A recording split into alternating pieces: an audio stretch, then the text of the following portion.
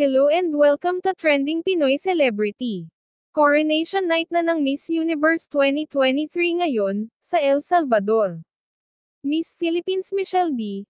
pasok na sa top 20 Miss Universe, kasama sina Miss Nicaragua, Spain, Puerto Rico, Namibia, Venezuela, India, Thailand, Chile, Jamaica, USA, Nepal, Peru, Cameroon, Colombia, Pakistan, Australia, Portugal, South Africa at El Salvador.